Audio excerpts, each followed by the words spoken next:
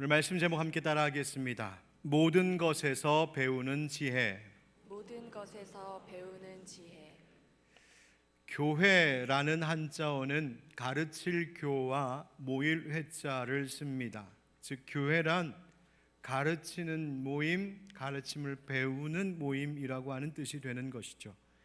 옛 우리나라 믿음의 선배님들이 기독교인들이 모이는 이 공동체, 바로 에클레시아를 우리말로 무엇이나 번역할까 고민하다가 믿는 자들의 중요한 것은 바로 하나님의 말씀을 가르치고 배우는 것이요, 바로 교회는 배우는 사람들, 가르침을 받는 사람들의 공동체라는 점을 강조하며 교회라는 말을 쓰기 시작했습니다. 그렇다면 교회는 무엇을 가르치고 무엇을 배우는 것일까요? 바로 예수 그리스도를 가르치고 그분의 말씀과 그분이 보여주신 삶을 배우며 따르는 것입니다. 그래서 기독교인들은, 그리고 교회는 예수님을 스승으로 모시고 예수님에게서 배우며 따르는 제자된 사람들의 모임인 것이지요. 여러분, 예수님은 우리의 구세주이시며 또한 참 좋은 스승 되신 줄 믿습니다. 이 땅에 오셔서 하나님 나라의 진리를 가르쳐 주셨고 무지한 자들을 깨우쳐 주셨지요. 누가복음 21장을 비롯한 복음서 곳곳에는 예수님께서 가르치시는 일 열심히 하셨던 것을 볼 수 있습니다. 예수께서 낮에는 성전에서 가르치시고 밤에는 나가 감람원이라는 산에서 쉬시니 모든 백성이 그 말씀을 들으려고 이른 아침에 성전에 나아가더라. 아멘. 예수님은 열심히 가르쳤고 백성들은 배우기 위하여 모였답니다. 또한 예수님 직접 말씀하시기를 마태복음 11장에는 나는 마음이 온유하고 겸손하니 나의 멍에를 메고 내게 배우라 말씀하셨습니다. 예수님께 배우면 무거운 짐 내려놓고 주님 주시는 마음의 안식을 얻을 수 있노라고 배우라 가르쳐 주셨습니다. 예수님은 말씀만 그렇게 하신 것이 아니라 삶의 본을 통하여도 가르쳐 주셨는데요, 요한복음 14장 예수님께서 제자들의 발을 씻기실 때에 말씀하시기를 내가 주와 또는 선생이 되어 너희 발을 씻었으니 너희도 서로 발을 씻어주는 것이 옳으니라. 내가 너희에게 행한 것 같이 너희도 행하게 하려 하여 본을 보였노라. 아멘. 말씀하셨습니다. 그뿐 아닙니다. 예수님께서 부활하시고 승천하실 때 제자들과 이 지상에 있는 교회를 향하여 명령하신 것은 예수님이 그렇게 가르치셨던 그 일을 열심히 하셨던 것처럼 너희도 가르치는 일 계속해야 된다고 하셨습니다. 그래서 마태복음 28장 말씀에 아버지와 아들과 성령의 이름으로 세례를 베풀 뿐만 아니라 내가 너희에게 분부한 모든 것을 가르쳐 지키게 하라 하셨습니다. 그리고 그 주님의 말씀을 가르치고 배우고 지켜 행하는 그곳에 주님이 함께 하시겠노라고 약속하시는 것이죠. 오늘도 하나님의 말씀을 배우고 듣는 이 자리에 주님께서 우리와 함께하고 계신 줄도 믿습니다. 그렇게 교회는 주님이 가르쳐 주신 하나님 나라의 진리와 그 복음을 계속해서 가르치고 또 배우면서 예수 그리스도를 스승으로 따르는 제자들의 공동체가 바로 교회입니다. 그러므로 그리스도의 제자란 어떤 사람들인가? 모든 것을 다 배우고 알아서 깨닫고 득도한 완성된 완성품이 아니라 그리스도의 제자란 사실, 우리의 연약함과 그 모자람을 늘 시인하면서 계속해서 주님께로부터 겸손히 배우고자 하는 사람들, 오늘도 계속해서 배우고 있는 사람들이 바로 그리스도인일 것입니다. 예수 그리스도를 믿고 영접하는 자에게는 하나님의 자녀가 되는 권세를 주신다고 말씀하셨죠. 여기서 예수님을 믿는다, 예수님을 영접한다는 것이 무슨 의미겠습니까? 그것은 지식으로만 아는 것 아니라 바로 그분에게서 배우고 배운 대로 사는 것을 의미합니다. 그러므로 배움이 멈추지 않고 계속되어야 할 이유가 바로 여기에 있습니다.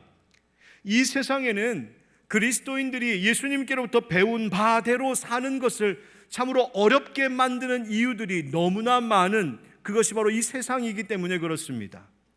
그래서 사도 바울은 디모데 목사에게 이렇게 권면합니다. 무릇 그리스도 예수 안에서 경건하게 살고자 하는 자는 박해를 받으리라. 이 땅에서 예수님 가르쳐 주신 대로 그렇게 거룩하게 경건하게 살려고 하면 할수록 오히려 나를 거스르는, 대적하는, 공격해오는, 방해하는 것들이 참 많을 것이라고 예수님 말씀하신 겁니다. 그러면서 계속 악한 사람들과 속이는 자들은 더욱 악하여져서 속이기도 하고 속기도 하나니. 14절 우리 한번 같이 읽읍시다. 시작. 그러나 너는 배우고 확실한 일에 거하라. 아멘. 바울을 통하여 주님이 우리에게 이렇게 말씀하고 계십니다. 진리를 가르치고 배우고 배운 대로 살아가는 것, 바로 그것이 그리스도의 제자된 우리들의 삶일진데, 하나님의 자녀가 된 그리스도인들에게 이것이 어렵고 부딪혀올 때마다 그러나 여전히 또 배우고 여전히 그 배운 말씀 안에 확신 있게 거하라고 명령하신 겁니다. 그런데 하나님의 자녀가 되어 그렇게 예수 그리스도를 스승으로 모시고 살아가는 자들에게는 이 땅에 사는 가운데 놀라운 은혜를 또한 주신 것 있습니다.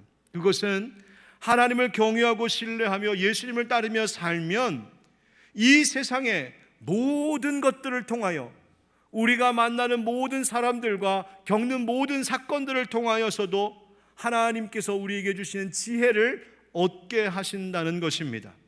그러니까 예수님께서 전해주신 말씀과 그분의 삶을 통하여 배우는 것이 물론이거니와 그 주님 안에 있을 때에 우리에게 허락하신 모든 인생의 만남과 환경들을 통하여서도 하나님은 우리에게 여전히 말씀하시고 가르쳐 주신다는 겁니다. 박진표라고 하는 시인이 쓴 스승이라고 하는 제목의 시가 있는데 그 중에 일부를 읽어드리겠습니다. 세상의 모든 만물, 나를 일깨우고 가르치는 스승, 스쳐가는 바람조차 가슴을 시리게 만들고 내리쬐는 태양 따스한 햇살이 나를 눈물 짓게 만든다. 배워도 배워도 끝이 없는, 살면서 많이 깨지고 낮아지는 투박한 질그릇으로 남고 싶다. 만나는 모든이 나를 가르치고 철들게 하는 스승, 함부로 판단하고 속단하지 말아야지. 불어오는 바람도 나에게 가르침을 주고 태양의 햇살도 나에게 가르침을 주고, 내가 만나는 모든 사람들, 그들이 좋은 사람이든 그렇지 않은 사람이든 그 모든 이들은 나를 철들게 하는 스승이라고 그렇게 시인은 고백합니다. 여러분, 이런 자세로 이런 관점으로 세상을 바라보고 인생을 본다면 우리는 살아갈수록 아마 더욱더 지혜로워지지 않겠습니까? 오늘 본문 말씀 시편 119편 말씀을 묵상해 보니까 하나님의 자녀된 자들에게는 이와 같이 이 세상을 살아가면 살아갈수록, 인생을 볼수록, 사람들을 볼수록 지혜를 얻게 하시는 은혜가 있음을 깨닫게 합니다. 우리 스승의 날을 앞두고 오늘도 우리를 가르치시는 주님을 바라보며 오늘 인생의 모든 것을 통하여 지혜를 얻게 하시는 하나님의 그 놀라운 일을 함께 깨닫고 경험하는 이 말씀의 시간이 되기를 주님 이름으로 축복합니다. 한번 따라 하실까요? 고난에게서 배우는 지혜. 고난에게서 배우는 지혜. 시편 119편은 읽으려고 1절을 딱 읽으면서 시작하면 읽다가 이런 생각 듭니다. 아니, 이 장은 도대체 언제 끝나는 거야? 시편 119편은 총 176절로 되어 있는 성경에서 가장 많은 장으로 이루어진 많은 절로 이루어진 장입니다. 이 시편 119편은 대표적인 지혜시라고 말할 수 있는데, 지혜시가 뭐냐면 시편 가운데 하나님의 법, 즉 하나님의 말씀을 지키는 자가 복이 있으니 말씀이 우리에게 지혜입니다. 그 말씀의 위대함을, 능력을, 사랑을 칭찬하고 높이는 시가 바로 지혜시인데, 그 가운데 대표적인 지혜시가 바로 시편 119편입니다. 그런데 이 긴 119편이 그냥 쓰여진 것이 아니라 매우 짜임새 있게 쓰여졌는데, 가만히 보니까 8절씩 한 묶음으로, 한 연으로 이루어져 총 22연이 됩니다. 여러분, 성경책 보시면 그 연이 시작되는 구절, 그 절 앞에 아마 동그라미 표시가 이렇게 기호가 들어있을 텐데, 그 기호가 나오면 아, 이제 새로운 연이 시작되는구나, 그렇게 아시면 됩니다. 그런데 그 연도 그냥 지어진 것이 아니고요, 히브리어로 읽어보니까 각 연이 어떤 규칙이 있냐면 바로 히브리어 알파벳, 알렙벳, 김멜 이렇게 진행되는 이 히브리어 알파벳의 앞머리 초성을 따서 그 시가 시작이 됩니다. 그러니까 영어로 치자면 A, B, C, 그래서 1년은 A로 시작하는 절, 2년은 B로 시작하는 절, 이렇게 만들어진 매우 짜임새 있게 지어진 시입니다. 그래서 이렇게 계산해 보면 오늘 우리의 본문인 65절부터는 바로 9번째 연에 해당되는 것이고, 그리고 10번째 연의 일부를 오늘 본문으로 우리가 좀 삼고 있습니다. 이 시편 119편 9연을 보면 좋다, 선하다 이런 말들이 자주 나오는데, 주님께서 선하셔서 주의 종을 선대해 주십니다 노래하기도 하고, 주님은 우리에게 지식과 명철을 가르쳐 주시는데 그 지식과 명철이 참 좋은 것입니다 노래하기도 하고, 주님이 선하시니 내 인생을 선으로 행하게 하신다고 노래하고 있는 것이 바로 이 구연의 특징입니다. 여러분은 하나님이 어느 때에 선하심을 느끼십니까? 여러분, 좋은 일 생길 때에, 내 인생에 멋진 일이 생길 때, 야, 하나님 정말 좋으신 분인데, 그렇게 말씀하십니까? 자녀들이 좋은 대학도 가고 괜찮은 직장에 취직도 하고, 남편이 승진하고 사업과 장사가 잘 되고, 어려웠던 문제들이 척척 해결되고, 야, 이거 갖고 싶었는데 하늘에서 뚝 떨어지고 막 이러면, 와, 하나님 진짜 좋은 분이야. 여러분, 그렇게 말씀하시나요? 물론 좋은 일이고 감사할 일이겠죠.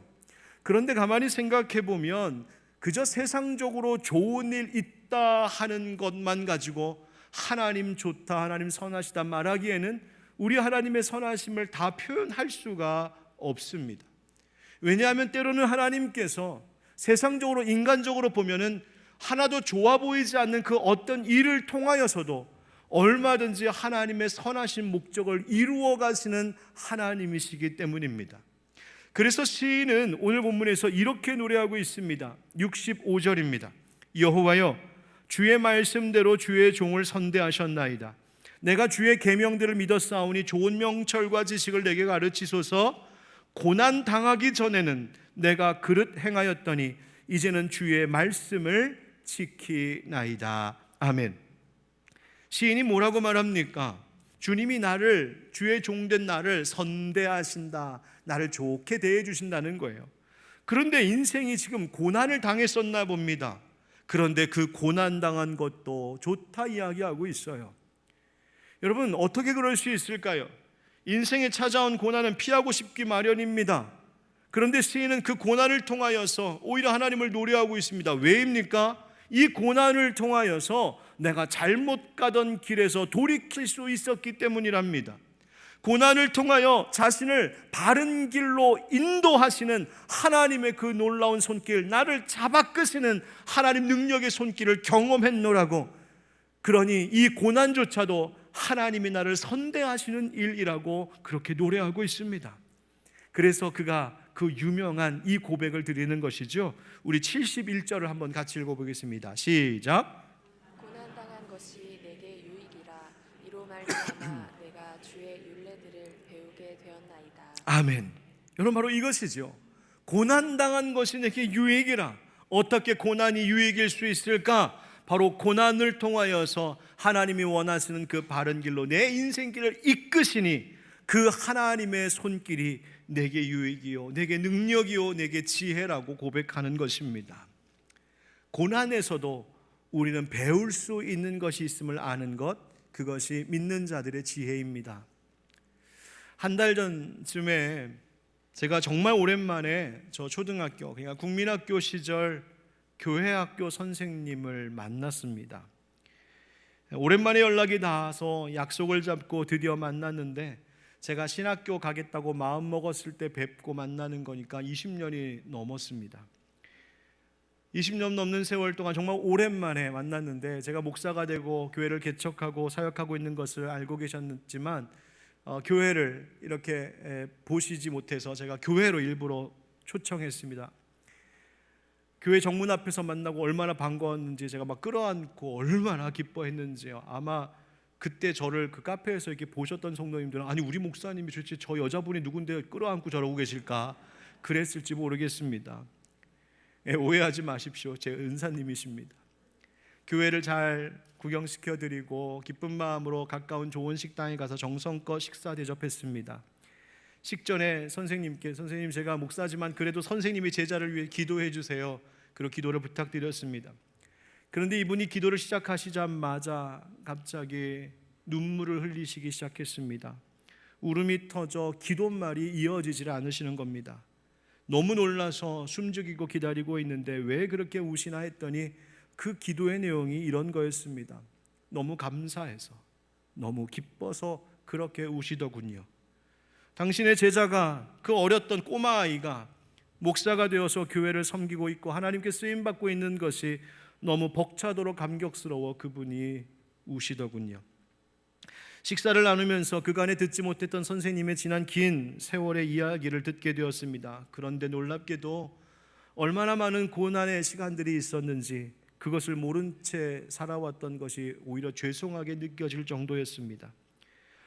저의 어릴 적 기억 속에 선생님은 20대 중후반에 예쁘고 씩씩하고 찬양 잘하시는 그런 선생님이셨는데, 그리고 교회에서 예쁘게 웨딩드레스 입고 멋진 분과, 물론 그때는 우리 도둑놈이라고 그랬지만 멋진 분과 결혼하시고 다 시작하시는 그 모습이 저는 아직도 생생한데, 그 이후로 그 가정에 참 힘든 일이 많으셨었다는 것을 들었습니다. 선생님의 남편께서도 많이 편찮으시고 아들도 몸이 많이 불편하고, 심지어 선생님께서도 최근 암 수술을 받으시고 회복 중이셨던 겁니다. 어쩐지 머리가 짧으시더라고요. 그 밖에도 하시는 모든 일들과 가정의 일, 또 교회에서 맡겨진 사역들, 수없이 많은 힘든 일들, 고난의 시간들이 그분에게 있었음을 제가 들었습니다. 그런데 선생님께서 그런 이야기를 쭉 들려주신 후에 그 끝에 하신 말씀이, 박 목사, 그래도 나는 감사해. 이 모든 어려움을 지금까지 잘 감당하며 이길 수 있도록 하나님이 나 도와주셨거든. 하나님 아니었으면 못했어. 그리고 나의 기도 제목 하나가 있어. 그거는 내가 하나님 앞에 부름받는 그날까지, 천국 가는 그날까지 교회와 가정에, 내 가족들에게 내게 맡겨주신 그 상황과 일들을 잘 돌보고 섬기다가 부름받는 날까지 그렇게 감당할 수 있도록 힘주시기를 구하는 것, 그게 내 기도 제목이야, 그러시는 거예요. 그리고 한 말씀 더 하시더군요. 내가 여기 올 때 내 동생한테 박 목사가 초대해서 만나러 간다고 그랬더니 내 동생이 그러더라. 언니가 그동안 수고한 것 하나님께서 다 기억하시고 헛되지 않게 하셨나 보다. 하나님이 언니의 기도에 보응하시는구나. 그러면서 오히려 저에게 고맙다고 하시는 겁니다. 그 말씀을 듣느라 눈물이 나서 밥을 먹을 수가 없었습니다. 선생님께서는 그 많은 고난 속에서도, 그 고난의 사건들 속에서도 여전히 하나님의 임재, 하나님의 도우심을 느끼고 계셨고, 오히려 그 고난 속에서 믿음을 배우고 계셨고, 삶을 배우고 계셨고, 하나님을 배우고 계셨습니다. 제가 국민학생일 때도 그분은 선생님이셨지만 지금까지도 제게는 고난 가운데에서 삶을 배우고 믿음을 배우는 것이 바로 하나님의 백성들임을 가르쳐 주신 저의 선생님이셨습니다. 사랑하는 성도 여러분, 고난이 닥칠 때 고난에서 건져주시기를 물론 기도해야 합니다. 그러나 기도하시되 불평과 원망은 버리셔야 합니다. 고난에서 건져주시기를 물론 기도하시되 염려와 분노의 불은 빨리 끄셔야 합니다. 다만 이 고난 속에서도 나의 참 스승 되신 주님께서 나를 가르쳐 주시기를, 이 고난을 통하여 오히려 나를 바른 길로 이끌어 주시기를, 나를 이 고난을 통하여 하나님의 뜻이 무엇인지를 더 깨닫고 알게 해주시기를 주님 앞에 기도하시는 여러분 되길 축복합니다.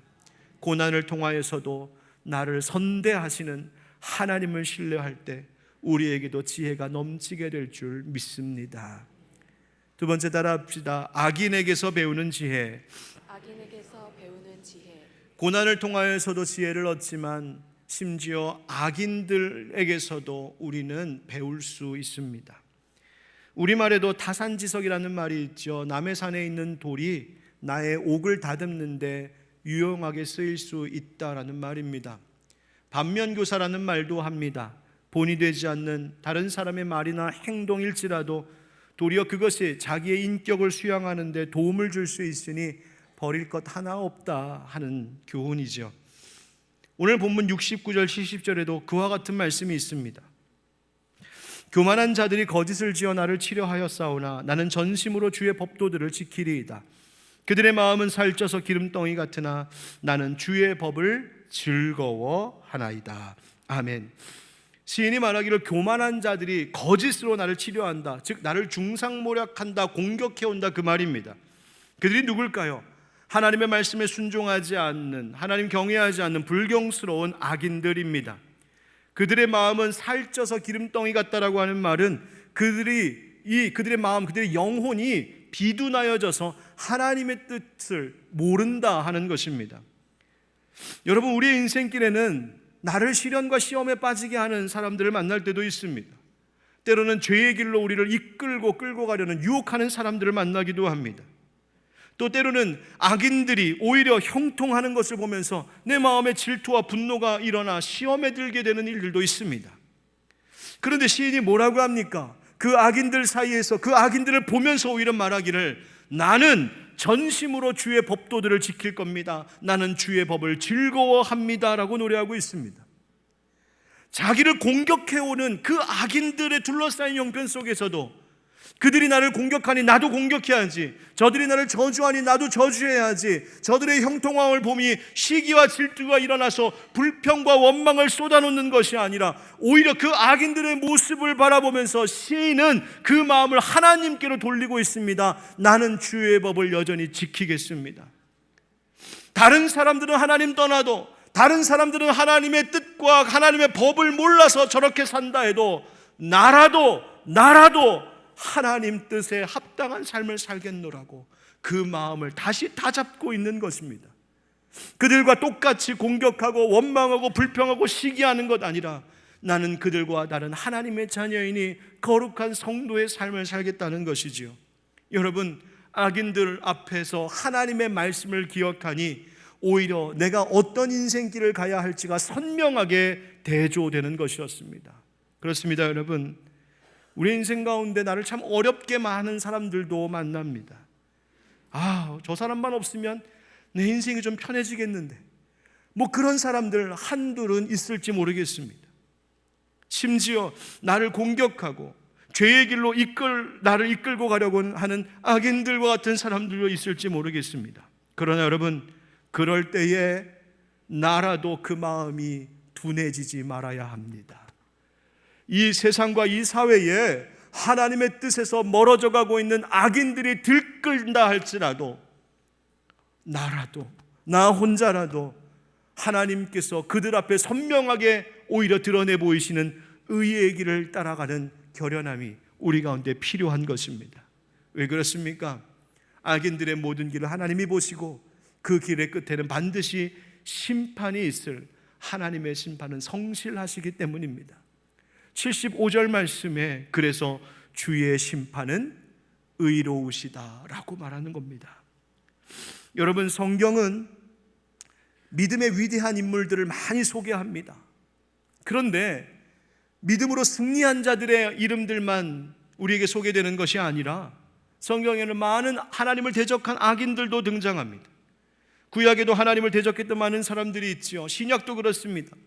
신약의 사도행전 5장에 보니까 하나님을 속이고 교회를 속이려고 했던 아나니아와 삽비라 부부와 같은 사람들도 소개가 되고 있고, 디모데후서 3장에 보니까 바울이 이 디모데 목사에게 권면하기를 모세를 대적했던 얀네와 얀브레를 언급하면서 그들같이 부패한 마음을 갖지 않도록 가르치라고 권하고 있습니다. 요한계시록에 보니까 바른 길을 떠나서 미혹되었던 발람의 길을 따르는 자가 되지 말라고 경계하시는 말씀이 있습니다. 왜 성경은 우리에게 믿음으로 승리한 의인들, 선한 사람들, 하나님의 사람들의 이야기만 소개하는 것이 아니라 악인들의 이야기도 들려주고 있는 것일까요? 너희는 그 악인들의 그 끝을 보면서 그 길로 가지 말라고 말씀하시는 겁니다.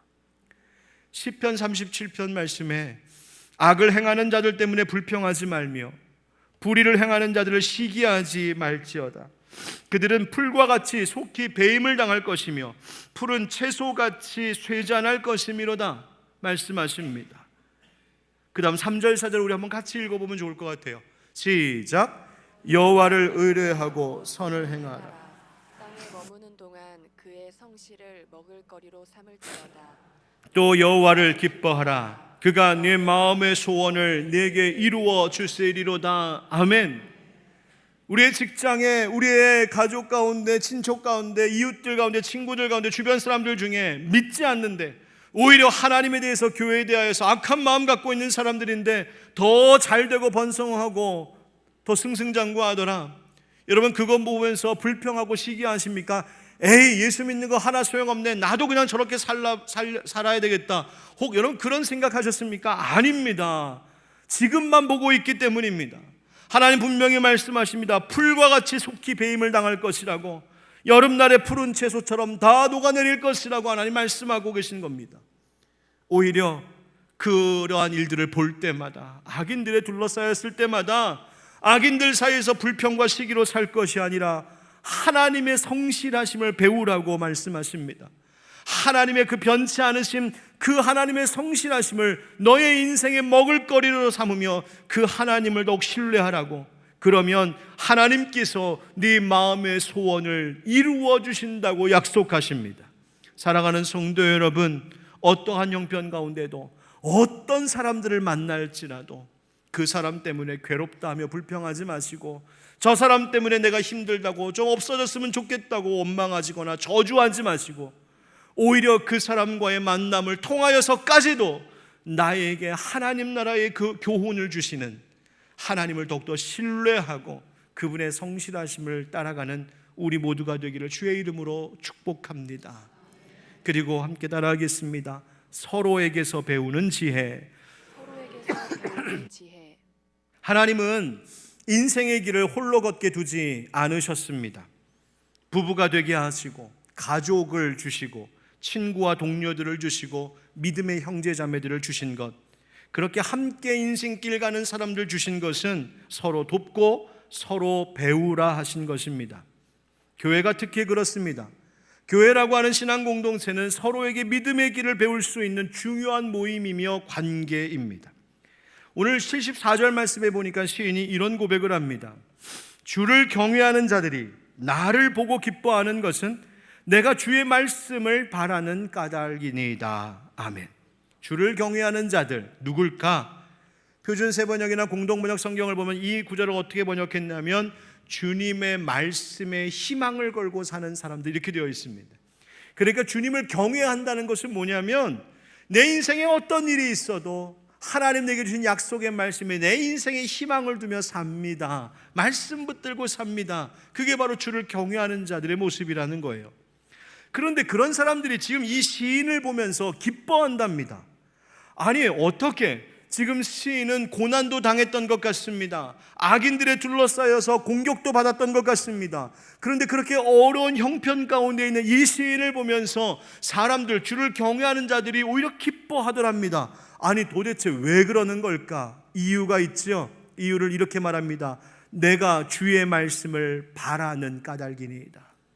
그러니까 인생의 어렵고 힘든 형편 가운데, 고난 가운데 있음에도 불구하고 내가 하나님의 말씀을 붙잡고 내가 주님을 믿고 신뢰하고 주님의 기뻐하시는 길을 가고자 하는 그 삶의 모습을 보면서, 믿는 자란, 하나님의 자녀란 바로 저렇게 살아가는 것이구나.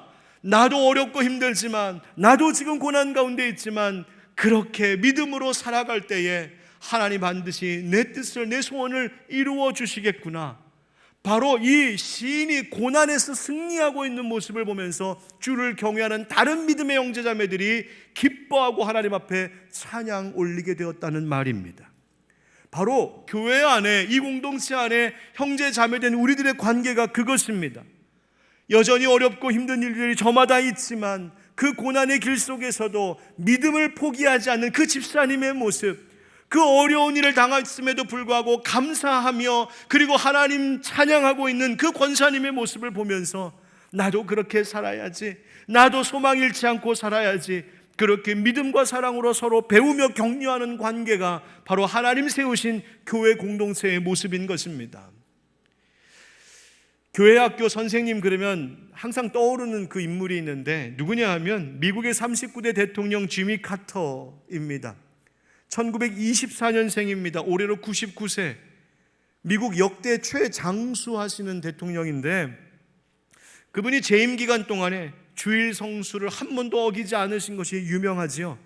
퇴임 후에도 헤비타트 운동을 통하여서 집이 없는 사람들을 위해 집 지어주는 일을 봉사하셨습니다. 그런데 그분이 일하고 항상 봉사하실 때 보면 항상 일주일에 딱 5일만 그렇게 일하시더랍니다. 사람들이 물었어요. 기자가 물었습니다. 왜 그렇게 하시냐고. 그가 지미 카터가 대답하기를, 왜냐하면 저는 주일학교 교사이거든요. 저는 가서 하나님의 아이들을 가르쳐야 하기 때문에 저 지금 돌아가 봐야 합니다. 그렇게 대답하셨다는 거예요. 이분이 피부암에 걸려서 암투병을 하고 항암 치료도 받았는데 기자회견을 통하여서 그분의 치료 계획을 설명하면서 그가 이렇게 말을 했답니다. 제가 앞으로 살 날이 몇 주밖에 안 남았구나라는 생각이 들었지만 놀랍게도 아주 편했습니다. 항암 치료를 받더라도 저는 이번 주일학교 봉사활동 빠지지 않을 겁니다. 이분이 일정도 참 많고 해외도 많이 다니는 분인데 한 달에 3주 이상은 꼬박 본인이 다니는 조지아주 마라나타 감리교회에 꼭 출석해서 주일학교 교사 봉사를 하십니다. 어린아이들, 옛날에는 그러셨겠지만 지금은 어린아이들이 아니라 성인들 대상으로 한 성경 공부를 지금도 하고 계십니다. 2019년에 이런 기사가 떴던 일이 있었습니다. 이런 게 헤드라인이 될 수 있을까 싶은데 기사에 지미 카터 전 대통령 퇴원 뒤 주일학교 못 나가, 이게 기사 제목입니다. 무슨 말이냐면 이분이 94세일 때에 고관절 수술을 받고는 퇴원하면서 뭐라고 발표했냐면 저 이번 주일에도 주일학교 교회학교 갈 겁니다 그랬는데 이분이 자기가 지금 얼마나 큰 수술을 받았는지 잘 모르고 하셨던 말인 거예요. 그러니까 이게 바로 이 주일에 갈 수가 없게 된 겁니다. 그래서 번복한 거예요. 이게 수술 회복에 필요한 시간이 있어서 이게 얼마나 큰 수술이었는지 과소평가하셔서 그렇게 말씀하셨다고, 이번 주는 주일학교 나가지 않기로 했다고 발표합니다. 그러니까 이게 기사가 됐어요. 이분에게는 주일학교 빠지는 게 놀라운 일인 거예요. 저는 우리 교회 성도님들 또 우리 교회 학교 선생님들이 주일에 빠지는 게 기사로 대서특필될 정도로 신기한 일이 되기를 간절히 소망합니다. 예. 반대는 아닐까 싶어요. 나오면 우와 나와주셨네, 이게 아니라 빠지시면 그럴 리가 없는데, 이렇게 되는 게 정상인 거예요. 여러분, 그분이 이 말씀 가르치는 일을 대통령직을 하실 때에도 바쁜 봉사활동 중에도 항암 치료받는 중에도 계속하셨어요. 왜 그랬을까? 또 왜 많은 사람들이 몰려들었을까? 그분이 유명 인사이고 또 가르치는 내용 때문이기도 하겠지만 제가 생각할 때에는 이 높은 자리에 있던 분이, 그리고 이 연세 많으신 분이, 이 아프신 분이 그 모든 형편과 상황 속에서도 말씀을 사모하고 말씀을 붙들고 말씀을 뜻대로 살고자 가르치는 그 믿음의 선배, 인생의 선배를 보면서 젊은이들이 그래 나도 그렇게 살아야지, 나도 저렇게 살아야지, 그래 어렵고 힘들지만 나도 힘을 내야지, 격려받고 소망을 찾을 수 있기에 그분은 그 자리를 지금도 지키고 많은 사람들이 그 자리를 사랑하고 찾는 것이라고 생각합니다. 앞서 말씀드렸던 저의 교회학교 선생님을 보면서도 그거 느꼈습니다. 그렇게 힘든 일들이 많으셨는데도 최근까지도 가르치시고 찬양 지도하시는 일을 계속하셨다는 이야기를 들으면서 저도 격려받고 도전받았습니다. 그래 나도 저렇게 살아야지, 나도 저렇게 목회해야지. 여러분, 우리 교회의 형제자매들의 관계가 바로 그것이라는 말입니다. 주님의 말씀을 사모하고 그 말씀 붙들고 살아가는 서로의 모습을 보면서 힘을 얻고 위로를 받고 서로를 격려해주며 세워가는 것, 그러니 우리는 서로가 서로에게 좋은 선생님이 되어주고 있는 것이죠. 여러분 한번 절 따라 하시겠습니까? 예수님이 나의 좋은 선생님이십니다. 자, 이렇게 고백하셨다면 옆에 계신 분에게는 이렇게 고백합시다. 당신도 나의 선생님이십니다. 시작. 예, 그렇게 하시겠습니까? 예, 그렇게 서로의 믿음을 세워가는 것, 바로 그것이 교회입니다. 여러분 그렇습니다. 우리는 고난 중에도 배울 수 있고 악인들에게서도 배울 수 있고 무엇보다 믿음의 형제자매들 서로에게서 배울 수 있습니다. 내일은 스승의 날입니다. 소중한 가르침을 주신 분들에게 감사의 마음을 전해보시면 어떻겠습니까? 어머니 아버지가 여러분의 좋은 스승이시기도 하실 테고, 기억나는 은사님들도 계실 테고, 여러분 자녀들을 맡긴 학교의 선생님들, 또 교회 목사님들, 전도사님들, 교회 학교 선생님들, 그리고 나에게 귀한 가르침을 주고 계신 모든 분들에게 감사의 마음을 전하고, 또 모든 것에서 배우는 겸손한 제자의 마음을 갖는 우리가 되었으면 좋겠습니다. 그와 같이 지혜로운 삶, 지혜로운 우리 하늘빛 광성교회 되기를 예수 그리스도의 이름으로 축원드립니다. 기도합시다. 오늘 말씀 가운데 우리에게 주신 교훈을 기억하며 기도합시다. 먼저는 우리의 참 스승 되신 예수님을 잘 따르는 제자가 되게 하시고, 삶의 모든 것 속에서 어떤 어려운 일들을 만날지라도 거기서 하나님 주시는 깨달음을 얻는 지혜로운 자가 되게 해달라고 오늘 말씀 먼저 기억하면서 주님 한번 부르고 같이 기도하겠습니다. 기도합시다. 주여, 하나님 아버지 감사합니다.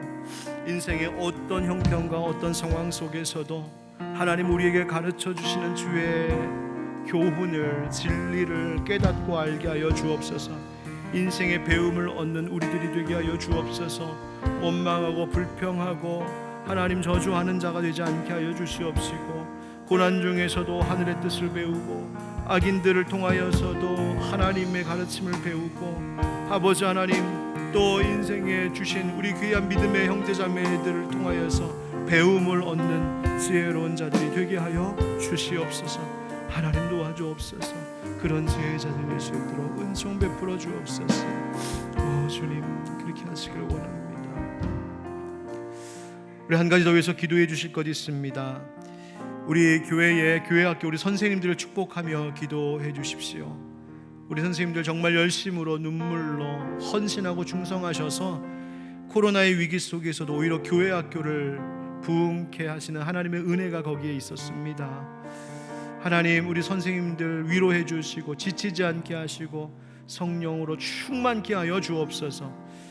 그리고 여러분, 교회 학교에 선생님들이 부족합니다.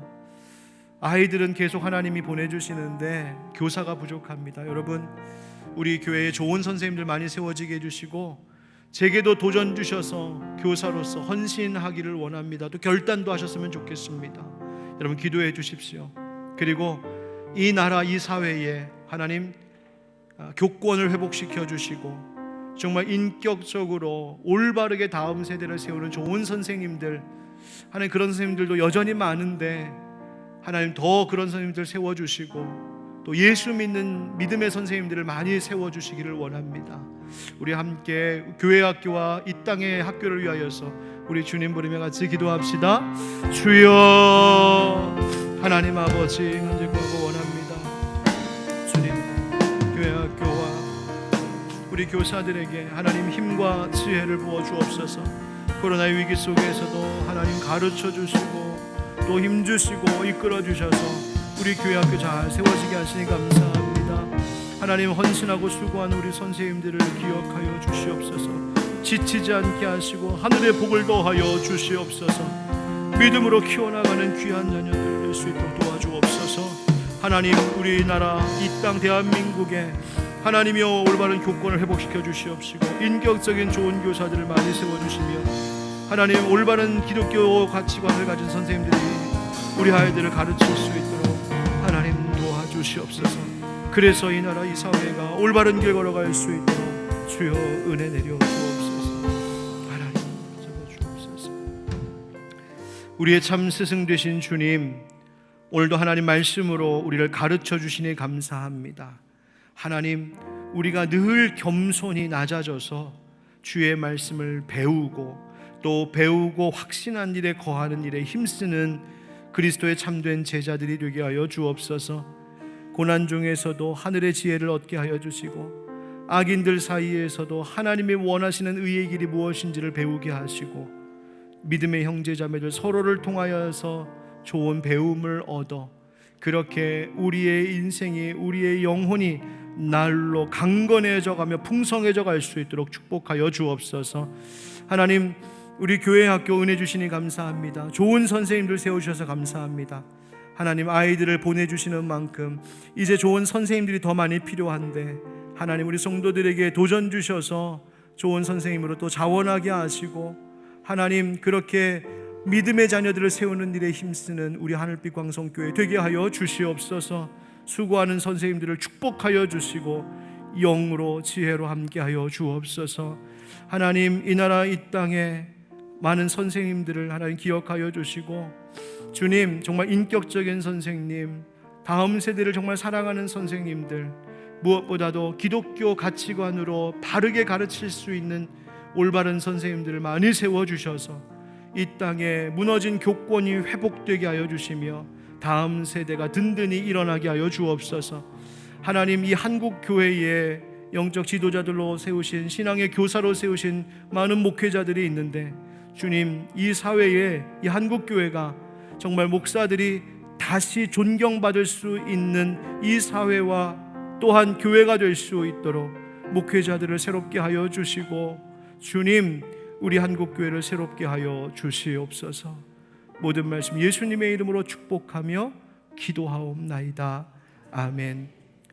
이제는 우리 주 예수 그리스도의 은혜와 하나님 아버지의 크고 놀라우신 사랑과 성령의 교통하심과 역사하심이 우리에게 허락하신 인생의 모든 것 가운데서 하늘의 지혜를 배우며 무엇보다 참 스승 되신 예수님께로부터 배우는 인생, 따르는 제자의 삶 살겠습니다 다짐하는 모든 주의 성도들 위해 영원까지 함께 하시기를 간절히 축원하옵나이다. 아멘.